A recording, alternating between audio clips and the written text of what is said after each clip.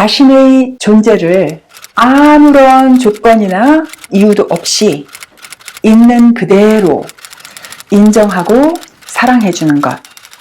그것이 진정한 자존감이죠. 안녕하세요. 드림포워드 코치연이 인사드립니다. 지난 시간에 진정한 자존감이 무엇인지를 알아봤는데요.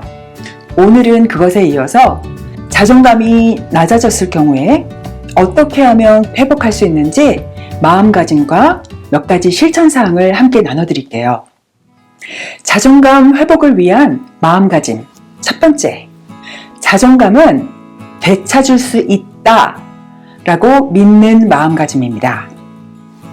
너무 당연한 말 같이 들리나요?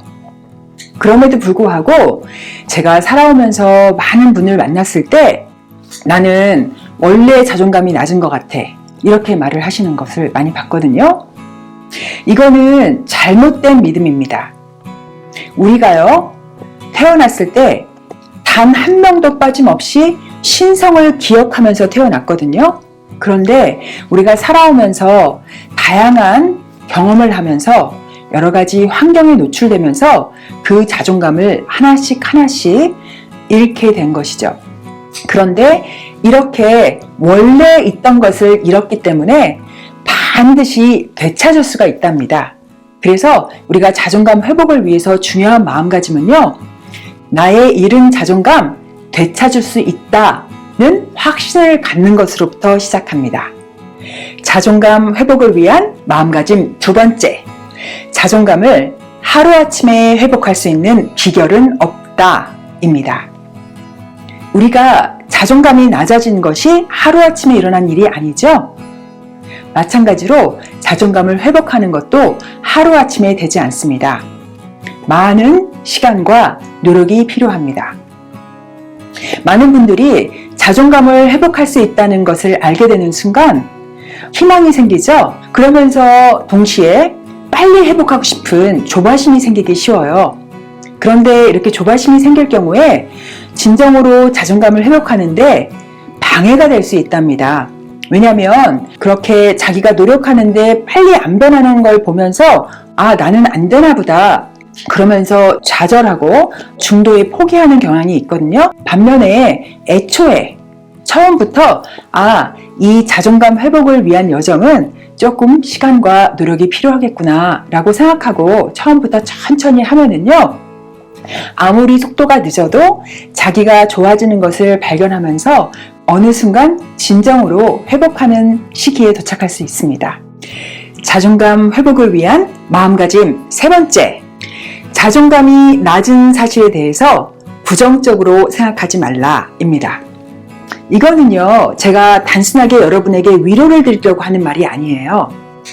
오히려 더 나은 사람으로 성장할 수 있는 큰 계기가 되었기 때문에 축하할 일입니다. 또한 사람마다 자존감이 낮은 각자의 스토리가 있어요. 사연과 이유가 있거든요. 우리가 그것을 잘 알 때 그것으로부터 자존감을 진정으로 회복하고 다른 사람도 진정으로 이해해 줄 수 있는 그런 성장의 열쇠가, 문제 해결의 열쇠가 바로 낮은 자존감에 들어있거든요. 그래서 그것을 발견한 것을 부정적으로 생각하지 않고 오히려 축하하고 긍정적으로 바라봐야 합니다. 그렇다면요, 이번에는 어떻게 하면 자존감을 회복할 수 있는지에 대해서 말씀을 드릴게요. 제가 말씀드릴 몇 가지 실천사항을 여러분이 꾸준히 그리고 오랜 시간에 걸쳐서 해 나가실 경우에요, 여러분의 자존감이 반드시 회복될 겁니다. 그거 제가 자신 있게 말씀드릴게요. 그럼 시작해 볼까요? 자존감 회복을 위한 첫 번째 실천사항, 아침 명상입니다. 명상이 좋은 거 많은 분들이 아시고요. 명상이 좋은 이유도 참 많은데요. 여기서 말씀드리고 싶은 것은 명상을 통해서 우리가 자기 자신을 바라보기 훈련을 하는 것입니다. 자기의 생각과 감정에 푹 빠지지 않고요. 자기를 객관화시켜서 바라보는 훈련을 통해서 그 안에 있는 그 생각과 감정 뒤에 있는 진정한 자신, 자기의 본성, 자기의 신성을 바라볼 수 있게 되죠. 자존감 회복을 위한 실천 방법 두 번째, 아침 긍정 확언입니다. 가장 중요한 점은요, 아침 긍정 확언을 할 때 진정으로 가슴이 울려야 합니다. 그래서 제가 제안을 드릴게요.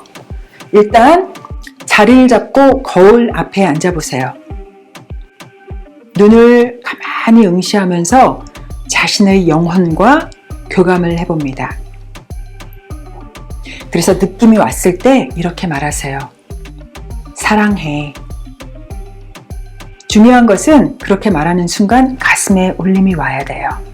그런데 여러분, 많은 분들이 특히나 자존감이 낮은 경우에 아직 자신의 눈을 바라보면서 사랑해 라고 말할 준비가 안 되어 있을 거예요.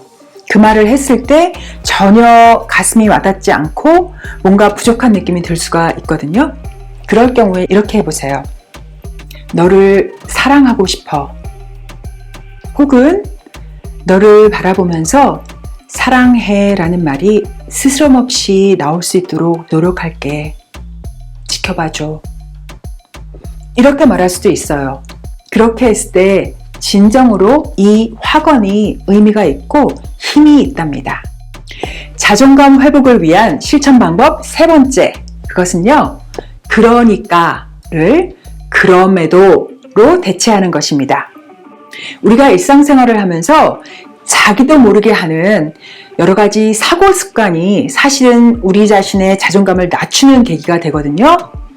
어떤 실수를 했거나 다른 사람에게 망신을 당할 만한 그런 일을 당했을 때 자신도 모르게 스스로를 질타하면서 그러니까 너는 바보야. 너는 멍청이야. 왜 그런 일을 했어? 재수 없어. 이런 말을 자기한테 하거든요. 그런데 우리가 의식적으로 하지 않는 것이라고 해서 이것이 무슨 큰 의미가 있을까라고 생각할 수 있는데요. 사실은 이런 하나하나의 것들이 모여서 자기의 자존감이 계속 낮아지는 것이거든요. 그래서요, 그렇게 어떤 부정적인 경험을 했을 때 그러니까 나는 바보야, 나는 멍청이야, 재수가 없어, 일이 잘 안 풀려, 이렇게 말할 것이 아니라 그 순간 딱 캐치를 해서 그럼에도 나는 가치 있는 존재야 라고 말하는, 그렇게 생각의 전환을 연습하는 것입니다. 자존감 회복을 위한 실천 방법 네 번째, 생활습관 인벤토리 작성하기입니다. 이것은요, 우리가 일상생활을 하면서 자존감에 도움이 되는 습관, 그리고 자존감에 해가 되는 습관, 그것을 쫙 나열해 보는 거예요. 나열한 다음에 자존감에 도움이 되는 습관이면은 좀 더 늘리고, 자존감에 해가 되는 습관이면 쭉 줄여보는 실천을 하는 것입니다. 예를 들어서 인스타그램을 본인이 하고 있을 경우에요. 컨텐츠를 만들면서 자기의 창의성을 발휘하고 또 다른 사람들과 교류하면서 자존감이 높아진다. 그러면은 그거는 계속 하면 좋죠. 반면에 다른 사람의 피드를 보면서 자꾸 자존감이 낮아진다, 자기를 자꾸 비교하면서, 그럴 경우에 그 시간을 줄이거나 피드의 내용을 좀 더 선정해서 볼 수 있는 방법이 있겠죠. 자존감 회복을 위한 실천 방법 다섯 번째, 이자 마지막인데요. 전문가의 도움받기입니다. 여기서 전문가라는 것은 심리 상담사가 될 수도 있고요. 아니면 저 같은 라이프 코치가 될 수도 있는데요. 많은 분들 중에 누군가의 도움을 받는 것에 대해서 주저하고 두려워하는 경우를 볼 수 있는데요. 다른 사람의 도움이 필요하다고 인정하고 실천으로 옮기는 것은 굉장히 용기 있는 행동입니다. 그리고 무엇보다도 자기가 발전하고자 하는 것에 대한 굉장한 호기심의 반영입니다. 우리는 어떠한 순간에도 완벽할 수 없죠. 우리가 아무리 발전했다고 생각해도 또 다른 발전을 갈구하게 되어 있어요. 그런데 그렇게 계속 발전을 해나감에 있어서 누군가 나보다 경험이 있고 전문적인 지식을 가지고 있는 사람에게 도움을 받는 것은 굉장히 현명한 선택이랍니다.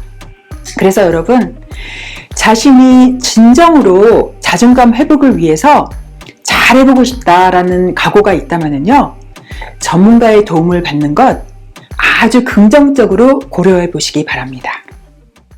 오늘 자존감 회복에 관해서 많은 이야기를 나눠봤는데요. 여러분에게 도움이 되었기를 진심으로 바랄게요. 감사합니다. 드림포워드 코치 연희였습니다. 좋아요, 구독, 공유하기 기억해 주세요.